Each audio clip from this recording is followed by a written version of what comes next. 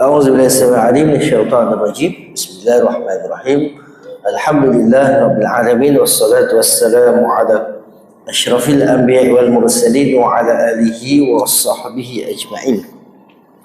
Subhanaka la 'ilma lana illa ma 'allamtana innaka antal 'alimul hakim. Wa la haula wa la quwwata illa billahil 'aliyyil 'azim. Rabbi shrah li sadri wa yassir li amri wahdud 'uqdatam min lisani yafqahu qawli. Amma ba'du. Musi tetap puasa para imam Bilal, tuan-tuan haji, tuan-tuan hadirin hadirat yang dirahmati Allah Subhanahu wa taala. Jadi alhamdulillah sekali lagi kita merafakkan kesyukuran kita ke hadirat Allah Subhanahu wa taala kerana pada malam yang berbahagia ini dapatlah sama-sama kita solat fardu maghrib berjemaah sama-sama, dan alhamdulillah kita meneruskan pengajian fiqh kita pada malam ini. Jadi untuk siri kali ini adalah siri yang berkaitan dengan wakaf, wasiat dan faraid. Jadi faraid ada Ustaz Hamka, dia akan ceritalah lebih panjang. Faraid ni memang panjang tuan-tuan. Tak kena gaya pening gitu. Jadi dia takhasus dia lah. Tapi sebelum tu pada hari ini kita akan masuk lagi dalam bab berkaitan dengan wakaf. Jadi wakaf ni ialah orang kita ni tak biasa kan wakaf. Kan kita biasa sedekah kan, sedekah masuk dalam tabung sedekah tu sedekah ni kan. Tetapi sebenarnya wakaf ni tuan-tuan dan puan-puan, dia adalah satu instrumen yang sangat penting di dalam Islam, di mana bila terjadinya wakaf ini ada beberapa perkara ataupun hikmah di sebalik wakaf ini disyariatkan di dalam agama. Sebab wakaf ni tuan-tuan puan-puan, apabila ianya disyariatkan dan ianya menjadi satu amalan para sahabat. Jadi sahabat-sahabat ni tuan-tuan puan-puan, bila dia tahu wakaf ni bila dah disyariatkan, dan dia tahu bila berwakaf ini ianya satu ganjaran yang sangat besar. Dia ni kira saham akhirat lah. Saham akhirat. Bukan setakat akhirat je. Orang yang buat wakaf di dunia pun dia dah dapat ganjaran di sisi Allah SWT. Apatah lagi bila dia dah meninggal, wakaf itu sentiasa berjalan dan dikreditkan di dalam akaun pahala dia walaupun dia dah meninggal dunia. Sebab kalau kita dalam dunia ni tuan-tuan, wakaf yang paling tertua bila kita relate kan lah dengan sahabat dan sahabat Nabi SAW ni, wakaf yang paling tua lah dalam zaman era Nabi SAW sampailah adanya pada hari ini Sayyidina Uthman bin Affan. Sebab kalau tuan-tuan pergi Mekah ke Madinah ke, dia ada wakaf Uthman bin Affan. Jadi pahalanya tu tuan-tuan panjang tu. Tuan-tuan yang infak kan, wakafkan harta tuan-tuan dalam membina surau ni, subhanallah, kapek dia dengan apa semuanya tuan-tuan. Itu sebab bila Allah bangkitkan kita di padang mahsyar nanti, ada nanti bila kita dibangkitkan, ada seorang manusia ni, orang Muslim ni terkejut. Banyaknya ya Allah aku punya pahala kan. Aku ni orang biasa je, kerja biasa kan, jual santan betul lah. Tapi tiba-tiba takkanlah jual santan macam gini pahala besar. Rupanya tuan-tuan, wakaf yang kita buat itu yang menjadikan kita punya akaun pahala kita tu menimbun tuan-tuan. Jadi itu nanti kita akan nampak nanti bila kita dibangkitkan di padang mahsyar. Kerana wakaf ini memang Allah Subhanahu Wa Taala sebutkan ganjarannya dan sebagainya yang Allah sebutkan dalam firman Allah Subhanahu Wa Taala dalam surah Ali Imran, dalam surah dalam hadis Nabi sallallahu alaihi wasallam. Benda ni keyakinan. Sebab datang keyakinan pula. Bila kita yakin, insya-Allah Allah akan memberikan al-jaza ataupun balasan kita di dunia, lebih-lebih lagi Allah akan berikan ianya di akhirat kelak. Jadi kita lihat apakah hikmah di sebalik wakaf ini. Jadi ianya satu amalan pahala yang boleh kita buat, okey. Jadi banyak sebenarnya hikmah-hikmahnya. Cuma dalam kitab fiqh ni dia nyatakan 5 lah hikmah ataupun fadilat di sebalik wakaf ini. Jadi 5 yang terbesar ini. Apa dia? Yang pertama, ia membuka ruang untuk kita mendekatkan diri kepada Allah Subhanahu Wa Taala dengan cara mengalirkan harta di jalan Allah Subhanahu Wa Taala. Tuan-tuan sedekah itu mengalir, tapi sekali je lah kan. Itu habis kan. Tuan wakaf duit kan, buat infak untuk kapek tu sampai tak tukar ni tuan-tuan. Berapa ribu orang wakaf ni kan. Dapat pahalanya tuan-tuan. Lampu apa dan sebagainya itu semua wakaf dan mengalir. Dan itu cara kita nak mendekatkan diri kepada Allah Subhanahu Wa Taala. Sebab nak jadi orang mukmin dia kena smart tuan-tuan. Dia kena smart. Dia kena cari apa benda jalan yang boleh kita ni nak menambahkan pahala kita. Dia bukan dalam dunia je kita nak kena smart tuan-tuan. Contoh main saham lah yang syar'i kan, tuan-tuan dapat keuntungan, yes, tuan-tuan smart kan, duduk relax, ada duit 1 juta masuk saham, untung. Ada masa rugi lah kan, ada masa untung. Jadi untung, jadi smart tuan-tuan. Baik kat situ kan, tuan-tuan niaga, contohlah tuan-tuan niaga perabot. Niaga perabot, dalam tuan-tuan niaga perabot, tuan-tuan ada saham pula kan, saham. Jadi perabot is perabot, saham is saham. Itu dalam konteks kehidupan. Tetapi dalam kita nilai beragama ni tuan-tuan, kita nak kena smart untuk kita cari pahala lebih. Kan. Tuan-tuan datang surau kan, pahala lebih. Tuan-tuan dekat rumah sembahyang seorang 1 dapat. Datang masjid surau dapat 27. Datang lagi majlis ilmu berganda-ganda, pahala ting masuklah, sampailah tuan-tuan nak balik nanti Nabi bagi tahu, siapa yang datang solat fardu ke surau, ke masjid, Nabi bagi tahu dengan kenderaan ke, dengan berjalan kaki, maka padanya adalah pahala haji. Siapa datang surau masjid nak solat sunat sahaja, bahaginya pahala umrah. Bukanlah kata tak payah pergi Mekah lah Ustaz macam itu, save duit. Tak, tu pergi tu lain cerita, tu lagi ganjarannya. Mekah 100,000 pahala, Madinah 1,000 pahala, tu beza. Tapi tuan-tuan ni ada sini, maknanya kita tuan-tuan ni orang yang smart dalam mencari pahala. Sebab itu. Okey, jadi salah satunya adalah kita wakaf.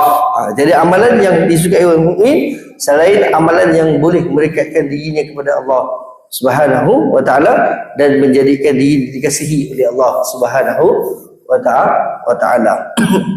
Hari ni tuan-tuan tak payah pening sebenarnya kan. Banyak sebenarnya channel-channel yang tuan-tuan nak boleh berwakaf. Tuan-tuan tolak tiap-tiap bulan. Tuan-tuan tiap-tiap bulan tolak zakat. Zakat tu masuklah wakaf ke apa dan sebagainya dalam akaun tiap-tiap bulan dah ditolak. Jadi tuan-tuan dah ringan. Maknanya situ yang belah situ kita dah ambil, yang belah yang kita ada duit lebih apa dan sebagainya dalam poket ni, tiba-tiba masuk dalam tu tabung, tu lain cerita. Tu kita dah. Jadi nak kena jadi. Sebab apa?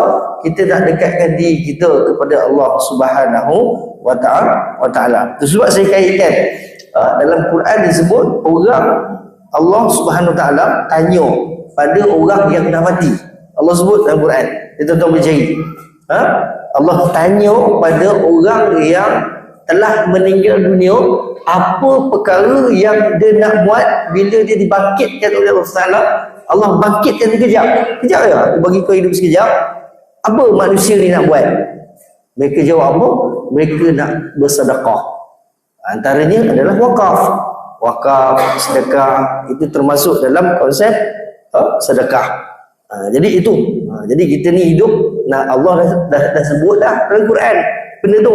Jadi kita nak ada mind, maknanya kita nak ada pemikiran kan, fastabiqul khairat, cepat-cepat buat kebaikan. Okey, kemudian yang kedua, amalan ini menjadikan impian seseorang mukmin tercapai kerana dengan amalan wakaf ia berpeluang menzahirkan pengabdian dan cintanya kepada Allah Subhanahu wa taala. Sebab apa? Allah sebutkan dalam surah Al-Imran ayat 92, apa dia? Lan tanalul birra hatta tunfiqu mimma tuhibbun. Kamu, wahai orang-orang yang beriman, tidak akan mencapai kebaikan yang sempurna. Maknanya iman yang sempurna, iman yang sempurna sehingga kamu membelanjakan ke jalan Allah sebahagian daripada apa yang kamu sayangi. Hari ni kita suka apa? Kita suka duit. Takkanlah tuan-tuan tak suka duit, kan? Takkan tak suka duit. Confirm letak 1 juta berkebut hari ni, kan? Jadi benda tu yang kita suka. Ataupun kita ada apalah, macam kita ada barang, isteri kita ada barang kemas dan sebagainya. Jadi itu yang kita suka. Tiba-tiba dah masjid surau pula cari, contohlah kenderaan wakaf untuk van jenazah. Tuan-tuan tiba-tiba pula ada pula Velfire, kan, baru beli, kan, sayang tu, tapi oleh kerana lillahi ta'ala wakaf untuk kenderaan jenazah. Tu iman tu terbaik, tuan-tuan. Sebab apa? Sebab Allah sebut kamu orang-orang beriman tidak akan mencapai kebaikan yang sempurna. Iman tu tak akan sempurna sehingga kamu membelanjakan harta kamu ke jalan Allah SWT sebahagian yang kamu sayangi. Jadi itu termasuk dalam konsep wakaf, membuktikan cintanya kepada Allah Subhanahu wa ta'ala. Nampak sikit, kan? Contohlah, nampak lampu mati, jumpa pengungsi. Kenapa lampu tu mati? Tak ada cerita banyak. Keluar duit 100 ni, tu lampu, betul kan? Tuan-tuan, itu orang mukmin yang cemerlang, tuan-tuan. Tengok sikit ada bucuk, lagi ambil ni 1000. Bagi pada pengungsi, betul kan, dan sebagainya. Itu iman jempol, tuan-tuan. Tuan-tuan janganlah tanya berapa, takkanlah tabung tu tak ada, tak payah. Dia orang beriman, dia tak cerita banyak, tak kuri banyak lah, tabung banyak, tak payah. Ada nampak ni, nah ambil 1000, betul kan kipas 4 tukar lah, kipas yang canggih sikit, kan. Jadi itu orang beriman, tuan-tuan. Dia beza, tuan-tuan. Okey. Kemudian sesungguhnya perasaan cintakan Allah Subhanahu wa taala hanya dapat dizahirkan dengan melalui amalan dan pelaksanaan. Jadi cakap tak pun tak guna, kan? Cakap buat. Dan sebaik-baik amalan itu wakaf ataupun sedekah itu, tangan kiri tak tahu apa yang diberikan tangan kanan. Tapi janganlah tuan-tuan potong tangan tu. Ustaz cakap tangan kiri tak boleh tu, potong tangan, tak payah. Tak tahu. Maknanya sedekah siap, tuan-tuan. Jadi tuan-tuan, pengalaman tuan-tuan ialah bila kita buka tabung tu, pernah dulu masa mula-mula tu, tuan-tuan, emas, tuan-tuan, dalam tu. Maknanya orang infak duit mungkin tak sempat nak tukar, masuk emas, tuan-tuan, dalam tabung tu. Subhanallah. Maknanya dia nakkan pahala akhirat ni. Subhanallah. Fastabiqul khairat. Orang tu kita tak tahulah siapa, tetapi alhamdulillah dengan apa yang dia dapat ini, pahalanya itu berjalan. Kemudian tuan-tuan, yang ketiga, apa dia hikmah di sebalik wakaf ini? Wakaf ini juga menunaikan impian untuk melihat kebajikan yang sentiasa berterusan walaupun selepas kematiannya, kan? Apa yang kita buat wakaf, contohlah kalau tuan-tuan buat surau, kan, infak masjid dan sebagainya, ada buat telaga pula dekat Vietnam apa semua, maknanya benda tu kekal sampailah. Mari kita kalau melihat, tuan-tuan, kalau tuan-tuan infak, contoh hari tu RM50, mungkin dapat sikit semen, Tuan-tuan rasa subhanallah kan, sikit je padahal, tapi rasa subhanallah, rasa macam impian tu macam dia seorang lah yang buat surau ni kan, ke masjid tu dan sebagainya. Sebab apa? Walaupun sedikit. Jadi kita boleh melihat apa yang telah kita infakkan itu dan dibina. Sentiasa berterusan walaupun selepas kematiannya, dan ganjaran pahala sentiasa diperolehinya ketika di dalam kubur, walaupun dia tidak boleh beramal lagi di dunia. Jadi sedekah jariah Nabi bagi sebut. Mati anak Adam, terputus segala amalannya. Kita tak boleh buat solat, kita tak boleh nak berpuasa, kita tak boleh nak beristighfar, kita tak boleh nak berselawat, kita tak boleh nak berikan, tak boleh nak buat amalan apa pun tak boleh. Yang boleh adalah amalan yang berterusan. Apa? Nak sedekah pun tak boleh sebab dah meninggal dunia. Tetapi sedekah yang sedekah jariah. Jariah ni maksudnya apa? Yang mengalir tu. Jadi dia ada, dia still on dia kan. Itu sejuk je dalam kubur ni, sejuk je kan. Kenapa? Rupanya ada wakaf yang telah kita tinggalkan di atas dunia ini. Tak dapat banyak, dapat sikit pun ya. Jadilah kurang-kurang kita terkena tempias aircon pun jadilah. Itu kan. Tapi kalau boleh dapat aircon macam gini kan. Tuan-tuan duduk dekat, tuan-tuan, betapa nikmatnya aircon ni tuan-tuan. Tuan-tuan duduk dekat tepi tu, buka sikit je kan. Rasa aircon ni subhanallah. Tu sikit tuan-tuan. Kalau dalam kubur tuan-tuan dapat aircon, jangan tanyalah saya aircon macam mana. Sebab syarat tak rasa dia kena mati dululah. Kita tak mati lagi. Kan ada yang bangkit malam ni kan. Saya penghuni kubur ustaz. Lari kita tuan-tuan.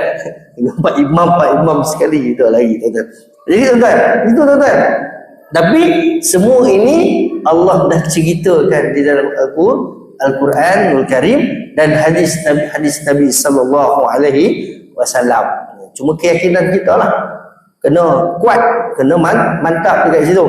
Sami'na wa ata'na. Kami dengar dan kami taat. Ketika itu harapannya hanyalah kepada harta yang diwakafkan kerana Allah Subhanahu wa taala, kerana Allah diwakafkan kerana Allah ketika masih hidup. Atau dia boleh menjadi sebab kepada wujudnya anak yang soleh atau ilmu yang dimanfaatkan. Ini tiga perkara lah.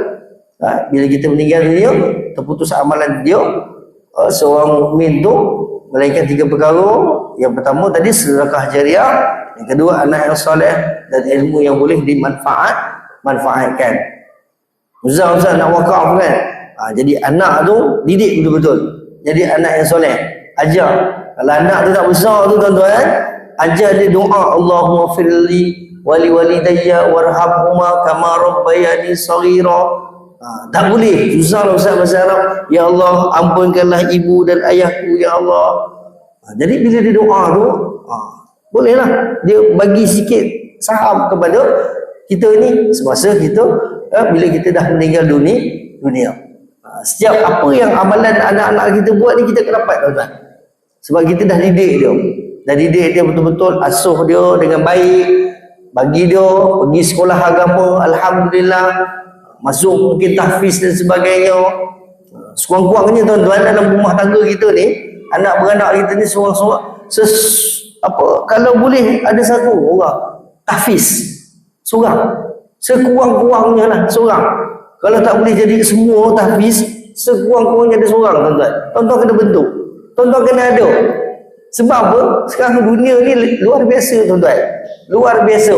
Dan kita tak tahu kita ni ke syurga ataupun ke neraka. Tetapi orang yang dah ada saham, dah ada anak dia yang hafaz Quran dan sebagainya, confirm ianya boleh bagi syafaat kepada ibu dan ayah. Sekurang-kurangnya ada hufaz satu di dalam rumah tangga kita. Jagalah elok-elok, mudah-mudahan dia dapat memberikan syafaat. Sebab orang yang hafaz Quran, dia boleh memberikan 10 orang untuk syafaat. Dia akan petik mana-mana lah. Mungkin orang tu banyak dosa, kan? Mungkin mak bapak budak tu banyak dosa, kan? Tapi dia dengan asbab daripada syafaat hafaz Quran itu, dia boleh syafaatkan ibu dan ayah dia, tuan-tuan. Jadi kena ada. Walaupun kita tak hafaz, kita tak berapalah nak soleh sangat, jangan risau. Asbab dengan anak-anak yang ada ini, dia boleh memberikan syafaat kepada kita. Jadi itu tuan-tuan. Yang keempat, melalui wakaf akan tercapai kepentingan Islam. Sekiranya harta wakaf ini diuruskan dengan baik, ia boleh menjadi aset yang baik untuk mencapai kepentingan masyarakat Islam, seperti membina masjid, membina sekolah, menghidupkan ilmu, menghidupkan syiar-syiar Islam seperti azan dan kepimpinan Islam dan sebagainya. Jadi contoh paling senang kita nak tengok wakaf ini berkembang dan adanya hasilnya adalah Al-Azhar, Universiti Al-Azhar. Itu wakaf, tanahnya wakaf, apa semua maknanya peruntukan itu diambil daripada wakaf. Sebab tanah Al-Azhar tu besar tu kan, bukan setakat dia wakaf dekat Kahirah saja.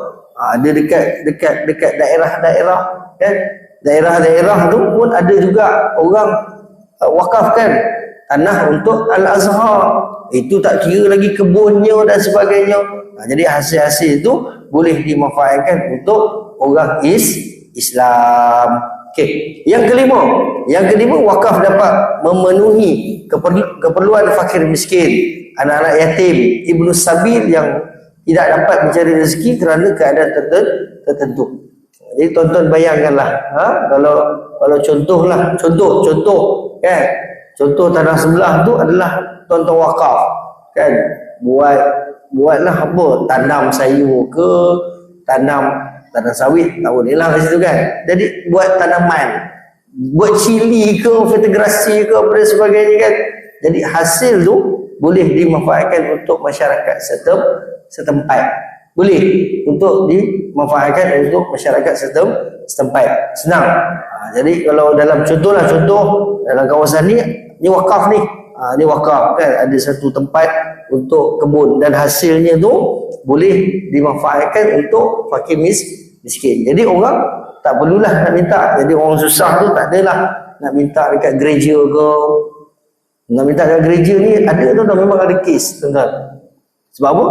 Sebab yang mengalami itu sendiri saya lah kan. Dia datang susah lah, minta pergi gereja tuan-tuan. Minta dekat gereja bantuan. Macam tak ada majlis agama Islam. Sebab apa? Sebab susah nak pergi sana. Pergi gereja senang, tepat. Dia cakap, yelah, mungkin dia tak jumpa kan. Mungkin agaknya muka dia je yang minta kan. Jadi orang pun macam, tak ada orang lain susah ke kan. Tapi oleh kerana dia susah. Dan satu lagi PL minta ni pun masalah juga. Lepas dia minta kan. Macam tak punya, kadang-kadang menimbulkan kerisauan kepada orang yang memberi itu. Jadi itu tuan-tuan. Jadi boleh atau wakaf ini boleh memenuhi keperluan dan mengurangkan kesengsaraan mereka. Jadi itu hikmah tuan-tuan. 5 hikmah besar daripada hikmah di sebalik wakaf. Besar tuan-tuan peranan wakaf ni. Jadi ada kesempatan boleh nak berwakaf, senang saja. Pergi je majlis agama Islam lagi jauh. Pergi online pun tak ada masalah. Kalau kita dekat mana ni, Pasir Gudang ni, pergi dekat pusat bandar tingkat G tu. Di G tu ada wakaf di situ. Tapi kalau tuan-tuan agak nak wakaf 800 ekar, telefon je majlis agama dah. Gaji cepat dah dia datang nak wakafkan harta tersebut. Alhamdulillah tuan-tuan, itu hikmah di sebalik wakaf. Kita berpindah dalam satu tajuk lagi yang kecil, iaitu rukun-rukun wakaf. Jadi nak memberi wakaf ini, dia ada rukun dan syarat-syarat dia.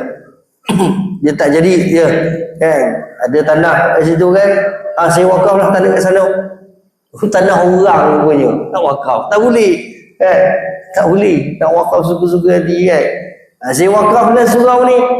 Ni dulu ni saya ada lah infak sikit, tapi saya wakaf lah pada siapa-siapa nak masuk ke sini kan. Rohingya masuk ramai-ramai ke sini kan, wakaf tak boleh, tak jadi. Dia ada syarat, ada rukun dia tuan-tuan. Apa dia? Rukun-rukun dia. Rukun wakaf dia ada 4 tuan-tuan. Dia ada 4 rukun dia. Yang pertama pewakaf, orang yang nak berwakaf tu. Yang kedua ni paling penting, harta yang nak diwakafkan. Jadi kalau pewakaf harta tak ada, kan? Harta ada, hutang ada. Hutang boleh wakaf tak? Hutang tak ada wakaf lah, kan? Hutang. Tu kadang-kadang kelakar tu kan. Ada satu kes tu, Ustaz, suami saya ni dia tak tinggalkan harta, kan? Jadi nak mewarisi tu tak boleh, tapi dia mewarisi hutang ke? Boleh tak mewarisi hutang, tuan-tuan kan? Tengoklah macam mana. Itu sebab kena tengok, tuan-tuan. Kadang yelah orang hari ni kena tengok. Kadang sebab ada kadang-kadang, tuan-tuan, rumah-rumah ni saya baru tahu ada rumah-rumah ni tak ambil takaful. Tak ambil insurans, kan? Jadi bila dia meninggal dunia, rumah tu tak ada takaful, maknanya dia kena bayar, maknanya waris dia tu kena bayar. Dah meninggal dunia, sebab kena check balik rumah tuan-tuan ni ada ke tak. Sebab ada tuan-tuan, setengah-setengah kes yang mungkin dia tak ambil, ya, mahal ke apa kan, tak bayar. Jadi benda tu penting. Takaful ni tuan-tuan penting dalam kehidupan kita. Saya bukan nak promote takaful, tuan-tuan, tapi takaful ni penting, tuan-tuan, khususnya dalam kesihatan. Ada, memang ada. Tetapi di kes ni 2 bulan lepas, saya tanya betul-betul. Cuba cek balik. Sebab bank dia minta bayar. Sebab tak ada perlindungan. Tu tak tahulah, mungkin dia tak deal, dia tak ambil ke dan sebagainya. Ialah 2,000 orang kita ni, kadang-kadang dia tak nak ambil dan sebagainya. Pelik juga sebenarnya. Tapi bila dia cek balik, memang tak ada Ustaz, kan? Jadi kena bayar tak? Kenalah bayar. Jadi isteri kenalah kerja, kan? Anak pun masa tu sebenarnya anak dia dah besar-besar, dah boleh menanggung keluarga, bolehlah bayar sikit-sikit kat situ, kan? Jadi cek baliklah semua. Sebenarnya hasilnya kena cek semula, kan? Kena cek semula. Takut-takut tu belum cerita yang rumah setengah-setengah, kan? Separuh nama isteri, separuh nama suami. Meninggal suami, kena bayar tak? Kadang kena juga kat situ. nak kena bayar. Sebahagian tu free lah, sebahagian lagi tu kena tengok balik macam mana perjanjian tu, perjanjian. Sebab dia bila ceritanya bila jadi sesuatu tu, meninggal dunia tu barulah macam tak ambil dulu, ataupun sakit, kan? Sakit yang kuat, sakit jantung apa dan sebagainya, memerlukan pembedahan, kan? 80,000, 90,000. Takaful ni memang ada dalam Islam, tuan. Cuma kita ni harmonikan kepentingan dia. Ada takaful untuk kesihatan dan sebagainya, medical card tu lah, kan? Boleh tuan-tuan tak ambil, tak ada masalah. Bukan dia haram hukumnya, tak. Kita ada channel hospital kerajaan, tapi tunggulah sikit masuk, kan? Tunggu sikit lah. Tunggu kat emergency pun boleh tahan juga, tuan-tuan. Jadi itu perkiraan itu boleh ada. Kalau penyewa awam tak betul masalah, kita saya beri, kan? Adalah keep scare. Tapi kalau yang ambil untuk keperluan, sebab banyaklah kes-kes yang tak mampu dan sebagainya, mengharapkan majlis agama dan sebagainya. Majlis agama pun dia membantu, tuan-tuan, tak ada masalah. Cuma itulah, nak membantu tu biasalah kurang apa dan sebagainya, tak adalah dapat selepuk dan sebagainya. Jadi proses tu ada. Jadi ingat sebelum kena jimat, sebelum habis, itu nak kena protect. Jadi wakaf ni, tuan-tuan, harta yang diwakafkan tu kena ada harta tu, dan harta tu dimiliki oleh pewakaf. Tak boleh dia masih lagi tertanggung dengan hutang. Nanti kita akan perincikan. Yang ketiga, penerima wakaf. Penerima kena ada. Kalau kita di negeri Johor ni adalah Majlis Agama Islam negeri Johor, itu penerima wakaf. Okey. Yang keempat, akad wakaf. Dia kena ada akad. Dia ada ijab dan qabul.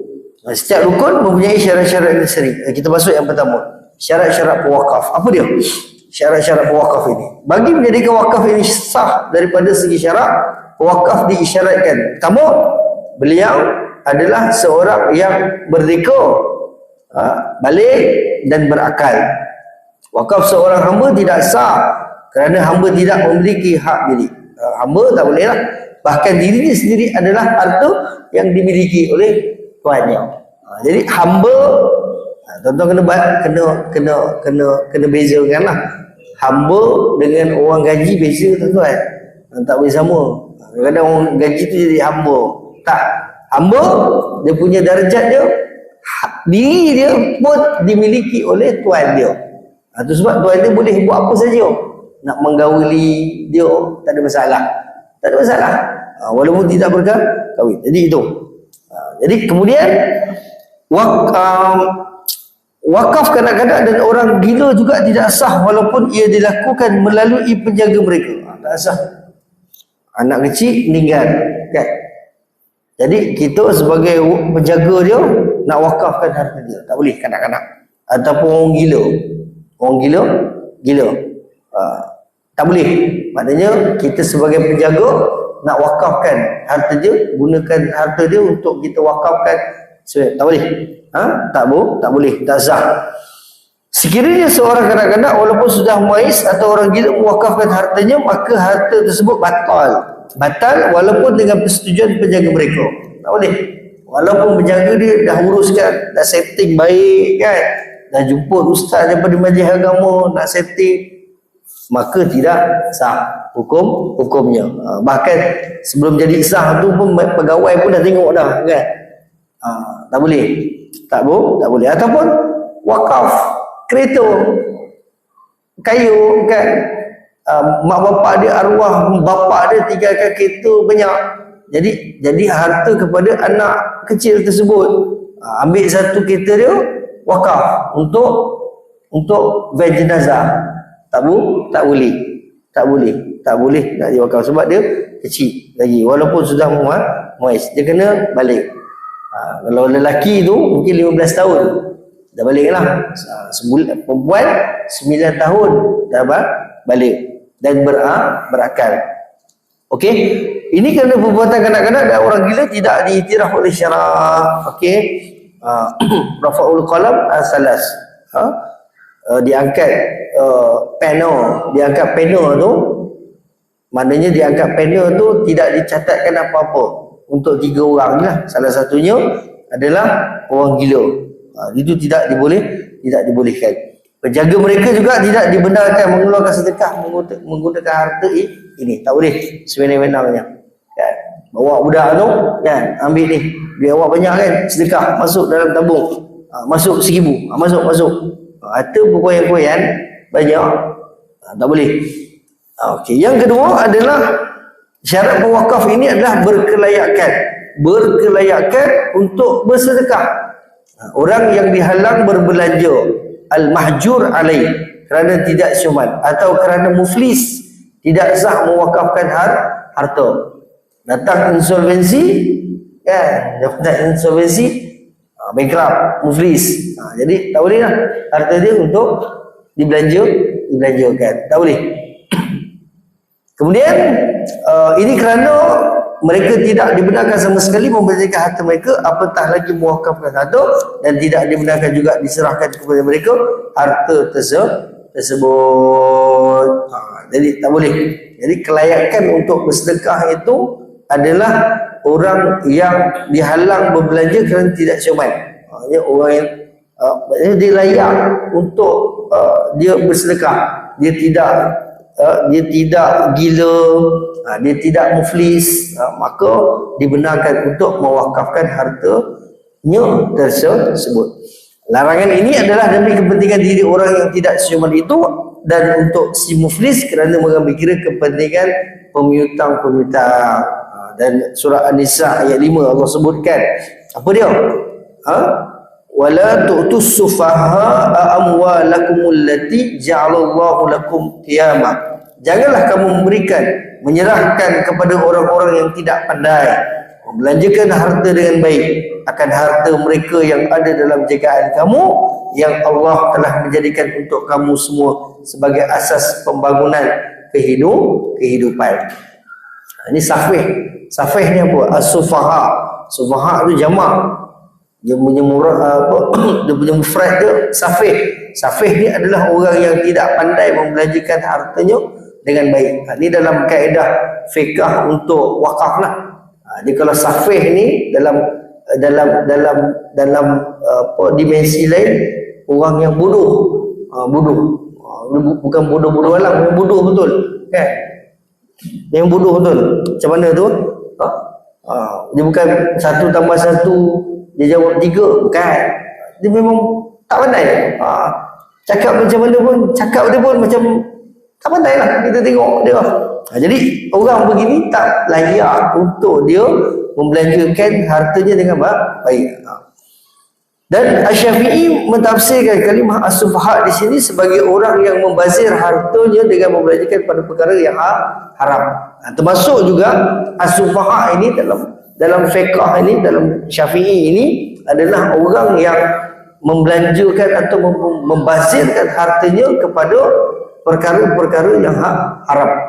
Juga tidak boleh untuk dia tidak ada kelayakan dia untuk bersedekah. Jadi itu hakikatnya.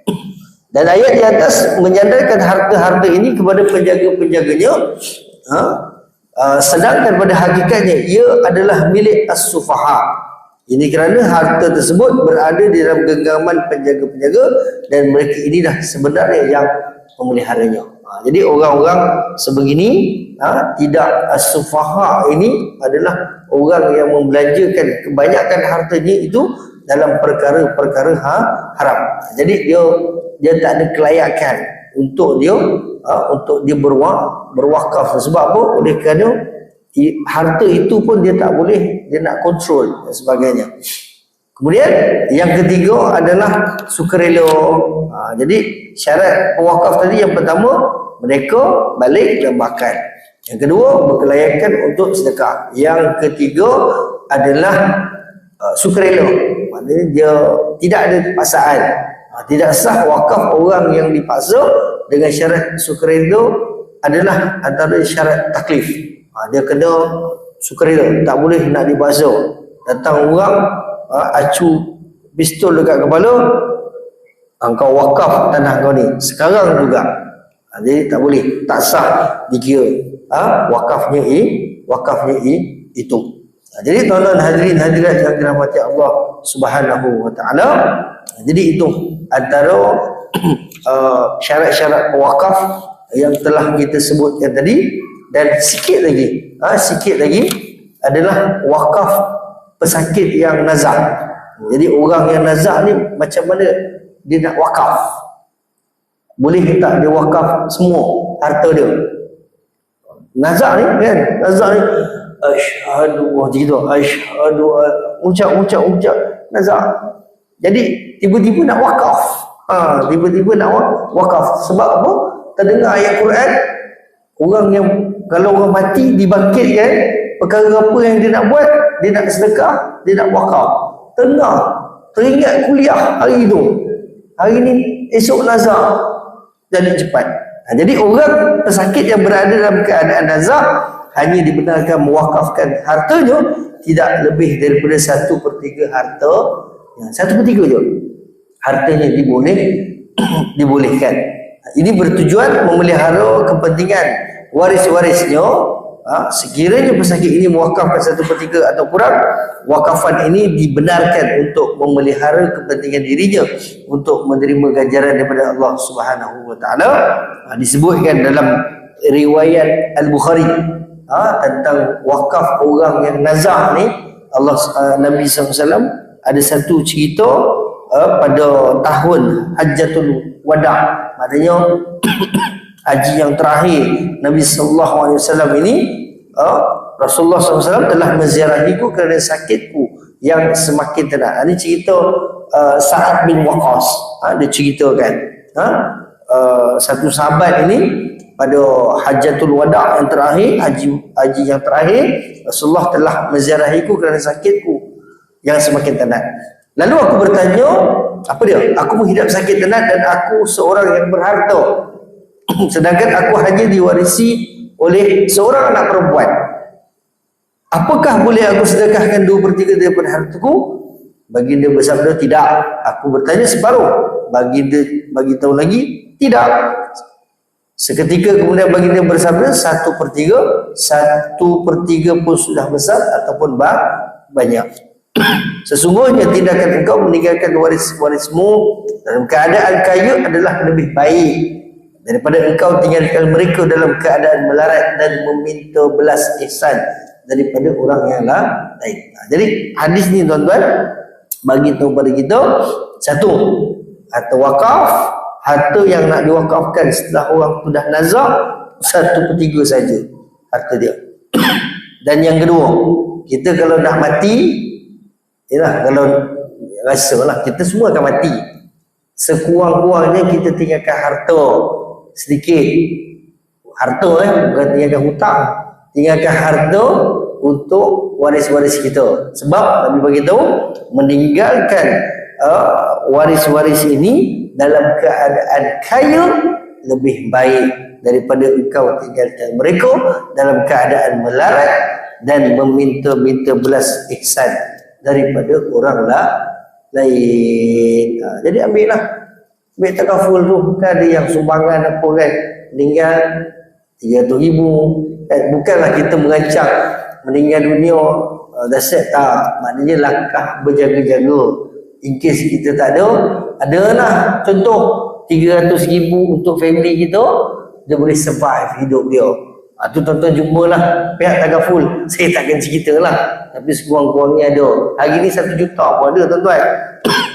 Tuan-tuan pilih plan je lah. Plan mana? Plan A, plan B, plan C. Kan? Banyak takaful. Cari takaful. Jangan cari insurans. Haram. Dia tulis situ insurans. Kadang-kadang share apalah call kita kan. Saya daripada syarikat ni tuan bertuah dapat kita punya ni. Tanya dia. Kalau dia cakap tanya dia, saya senang. Kalau dia telefon, ni takaful ke konvensional? Kalau dia konvensional je, minta maaf dia, saya takaful. Dia tak cakap banyak tuan-tuan. Dia okey, terima kasih. Cik yang takaful, mudah-mudahan apa yang kita simpan, apa yang kita tinggalkan untuk waris kita ini, mudah-mudahan dipermudahkan. Dan yang paling penting sekali adalah harta kita ni. Kita kat dunia ni memanglah kita tinggal. Kita jangan lupa pula wakaf.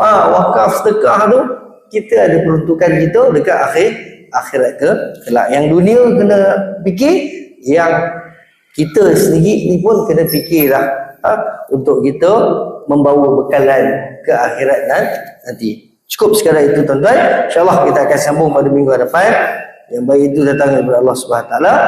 Yang lemah itu kelemahan di saya sendiri. Wallahu a'lam bishawab. Wabillahi taufiq wal hidayah. Wassalamualaikum warahmatullahi wabarakatuh. Kita tangguhkan dengan tasbih kafarah dan suratul Asr. Asyhadu an